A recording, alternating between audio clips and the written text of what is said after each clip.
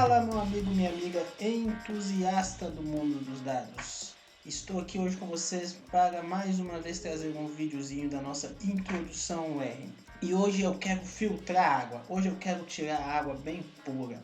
Eu quero a água mais pura que eu consigo tirar. Então, para isso, hoje a gente vai aprender a lidar com os filtros de informação no R, que nada mais é do que as famosas queries ou buscas dentro do banco de dados a fim da gente selecionar a informação que a gente deseja. No último vídeo eu ensinei a vocês a lidar com os valores not available ou as células em branco.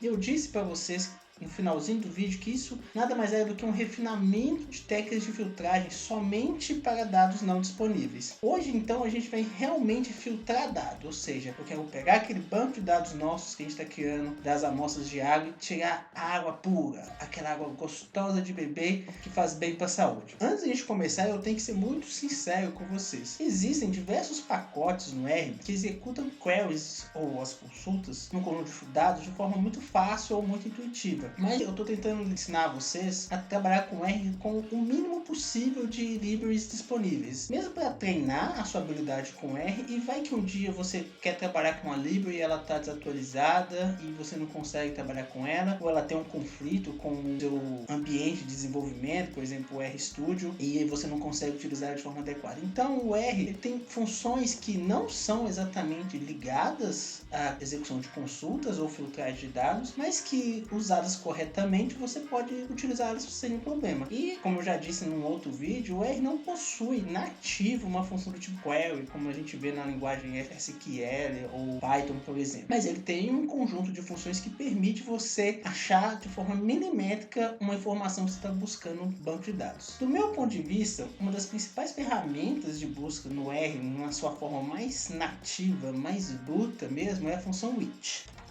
O which nada mais é do que uma busca por valores ou textos que cumprem um parâmetro específico. E o which combinado com um vetor lógico te ajuda a filtrar tranquilamente a informação. Por quê? Porque o which te retorna somente a informação true, a informação que cumpre o parâmetro pedido, ou seja, ele só retorna a informação true para você. E dessa forma ele te ajuda a filtrar os dados baseado nisso. Antes de entrar no nosso conjunto de dados mesmo, aquele que a gente tem criado nos últimos vídeos, eu vou criar um conjunto aleatório aqui bem extenso para a gente aprender a filtrar dados no vetor. E como eu já disse nos outros vídeos, um data frame nada mais é do que uma lista de vetores. Então tudo que eu fizer aqui com vetor vale para o data frame em cada variável dele, para ser mais específico. Mais para frente eu pretendo ensinar vocês a lidar literalmente com a lista em si. Aí a gente vai ter um vídeo bem extenso só para trabalhar com lista e dominar as peculiaridades dos data frames. Vamos lá? Então eu vou criar um vetor aleatório que vou chamar de ph.aleatório.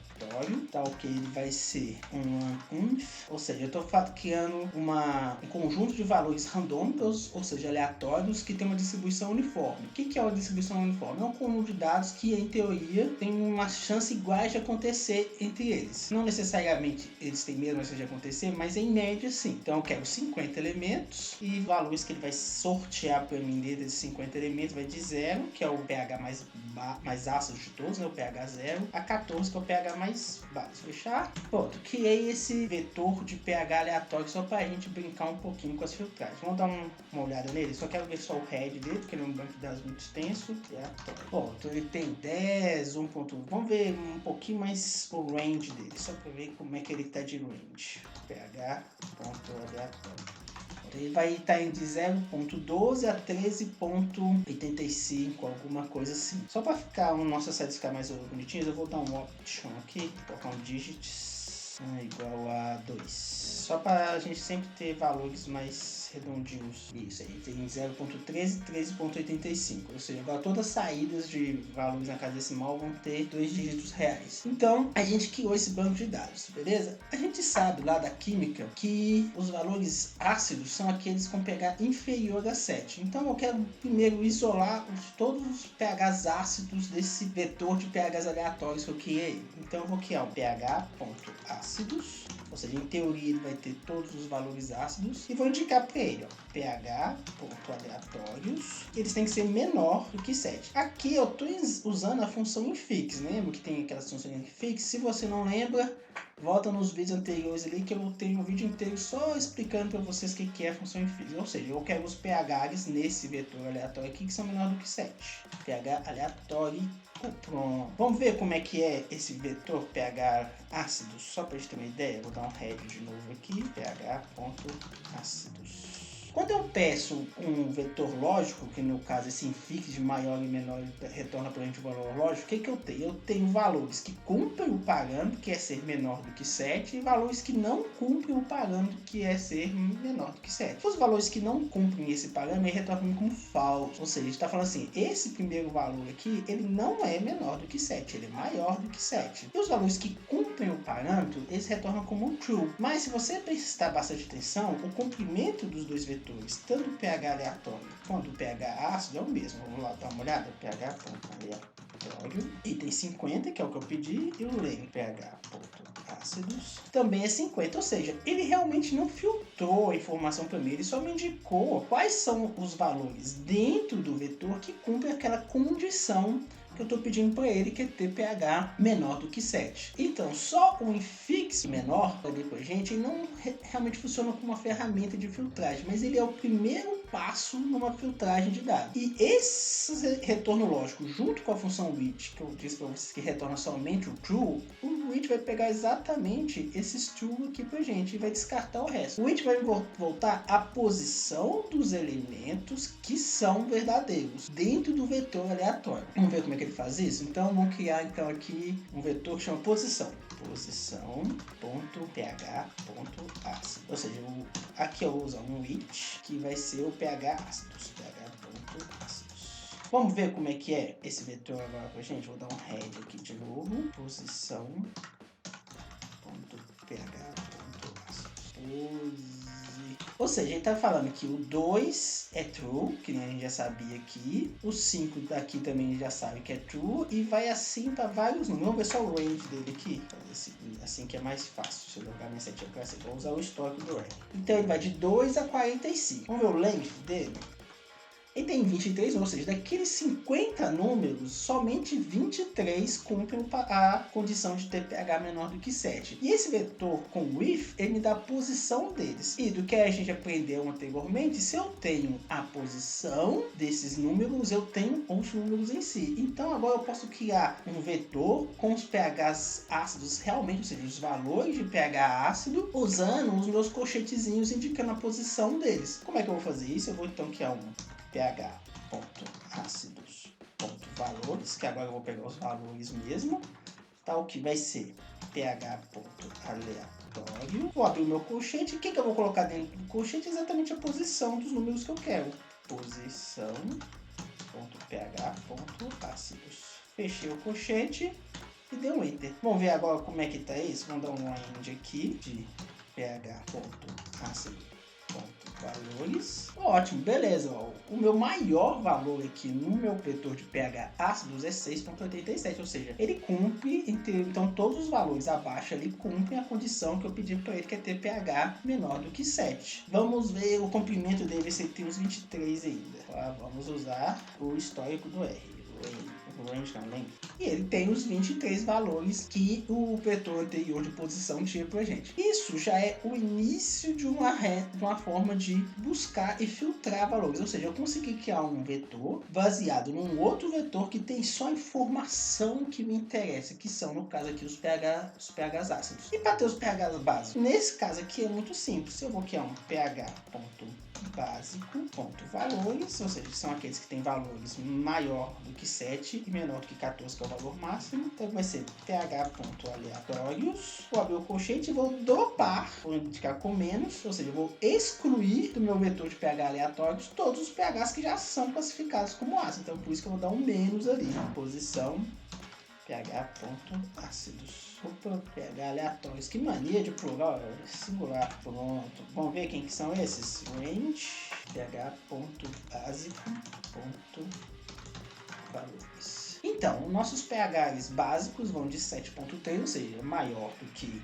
a minha condição anterior, até 13.9, ou seja, eu não tenho nenhum pH realmente em 14, mas eu tenho um que chega bem pertinho ali. Isso é uma das formas de filtrar informação. Eu digo para vocês que é a forma mais bruta de filtrar informação dentro do R. E essa forma que eu estou ensinando para vocês é realmente muito boa quando você está usando ela dentro de umas funções específicas. Mas não seria legal se tivéssemos uma função que fizesse tudo isso para a gente em uma única linha de comando, ou seja, que ele procurasse os valores que cumprem uma condição específica e retornasse num grupo somente aqueles classificados como verdadeiro, ou seja, somente aqueles classificados como true, ou seja, esses dois passos que a gente tem. Eu digo para vocês que o R tem essa função, e essa função chama subset. Vou dar um Ctrl L aqui para limpar minha área, e a gente agora vai usar a função subset para pegar os mesmos valores que a gente pegou anteriormente. Vamos criar um nome desse vetor aqui, ph.com.subset, ou seja, vamos pegar os pHs ácidos usando a função subset. Vai ser tal que vai ser um subset de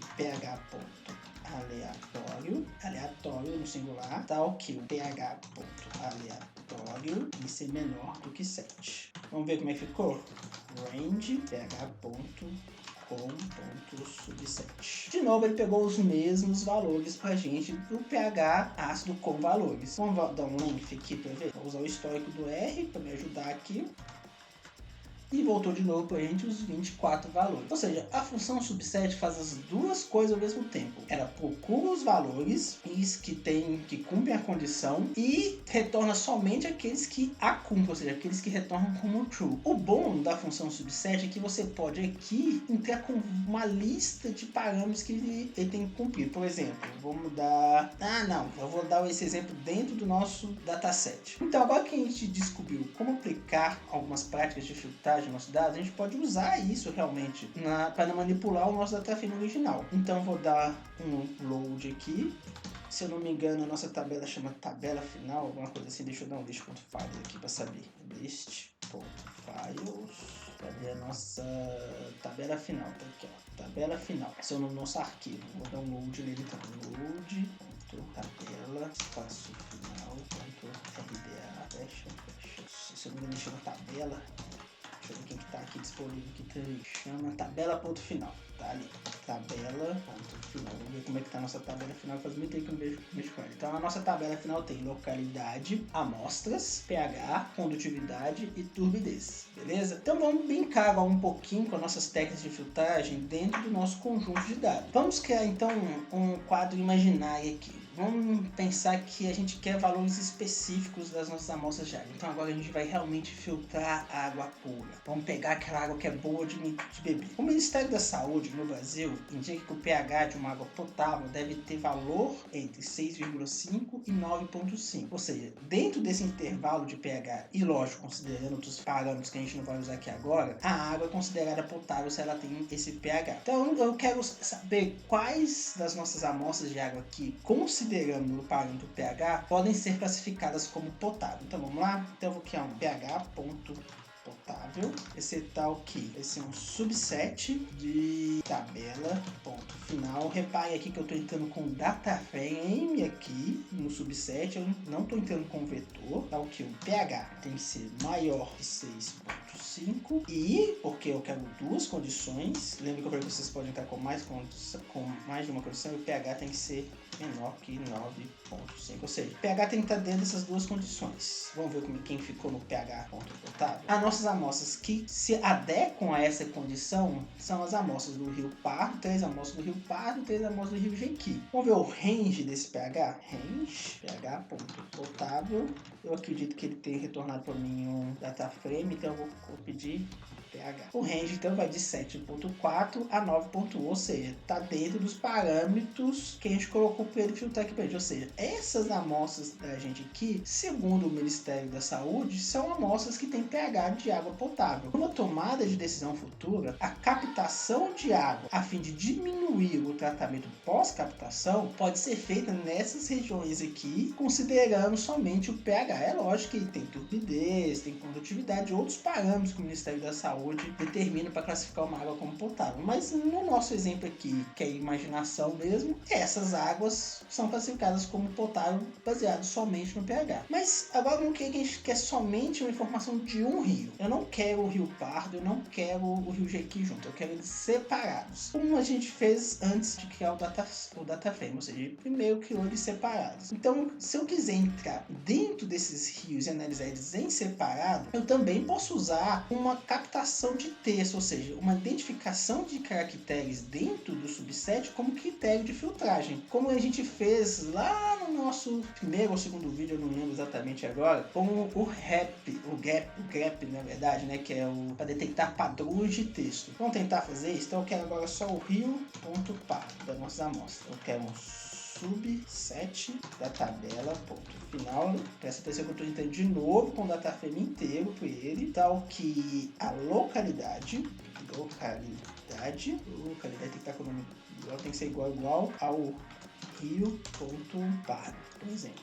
Só que tem que ser o pardo minúsculo. Tem como colocar o pardo maiúsculo aqui também, mas no meu caso aqui não faz diferença. Vamos ver quem que é o rio.pardo. Pronto, agora ele deu só as amostras que são referentes ao Rio Pardo, ou seja, ele conseguiu filtrar, fez uma query dentro dos nossos dados e me retornou somente a informação que eu tenho interesse nela. E isso daqui é um pouquinho das técnicas de filtragem no R. Existem pacotes que permitem você fazer filtragens muito mais facilmente. Então hoje, galera, eu tentei mostrar para vocês um pouquinho das técnicas de filtragem de dados no R. É lógico, no nosso conjunto de dados aqui, você pode ir lá manualmente e pegar aquilo que você quer, porque o nosso conjunto de dados não é tão grande assim. Mas se você imaginar isso numa lista muito extensa de dados, que é praticamente impossível você localizar cada valor específico só olhando eles aqui, com muita gente fazendo no Excel e assim vai. Aqui a gente já pede para ele o valor que a gente quer ou o texto que a gente quer e ele retorna para a gente só aquelas variáveis que cumprem as condições que a gente está pedindo para ele. Então por hoje é só. Espero que vocês tenham gostado desse vídeo. Espero também que vocês estejam curtindo esse formato um pouquinho mais condensado de informação, porque eu acredito que o pesado mesmo do R já ficou nos vídeos para trás. Então agora eu posso fazer uns vídeos com um